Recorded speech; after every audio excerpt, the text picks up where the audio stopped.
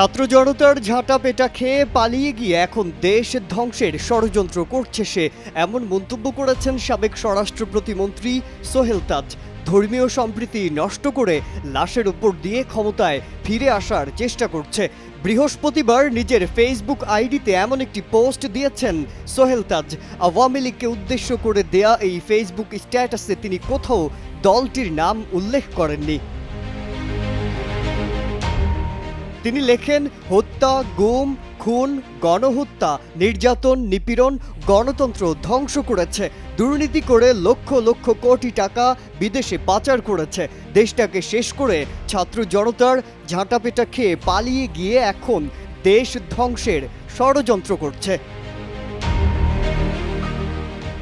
স্ট্যাটাসে সোহেল তাজ লেখেন, কত বড় নির্লজ্জ বেহায়া হলে দেশটাকে এক মুহূর্তের জন্য শান্তিতে থাকতে দিবে না।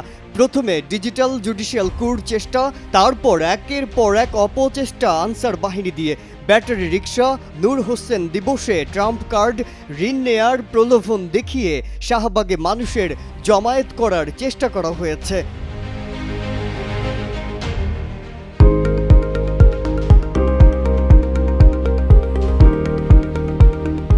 বিভিন্ন কলেজে বিশৃঙ্খলা সৃষ্টি করা আর এবার ধর্মীয় সম্প্রীতি নষ্ট করে লাশের ওপর দিয়ে ক্ষমতায় ফিরে আসার চেষ্টা। স্ট্যাটাসে তিনি মতিউর রহমান মিন্টুর লেখা আমার ফাঁসি চাই ও অন্তরালে হত্যাকারী প্রধানমন্ত্রী বই দুটো সবাইকে পড়তে অনুরোধ করেছেন। তিনি লেখেন, নীতি আদর্শ বিচ্যুত খারাপ মানুষের প্রশংসা আমার প্রয়োজন নেই, আমি তাদের চিনি। নষ্ট, পচা, নীতি আদর্শ বিচ্যুত লুটেরা, খুনি, হত্যা, গুম, নির্যাতনকারীদের সমর্থক সকলকে বলবো অনতিবিলম্বে আমার এই ফেসবুক পেজটি আনফলো করতে।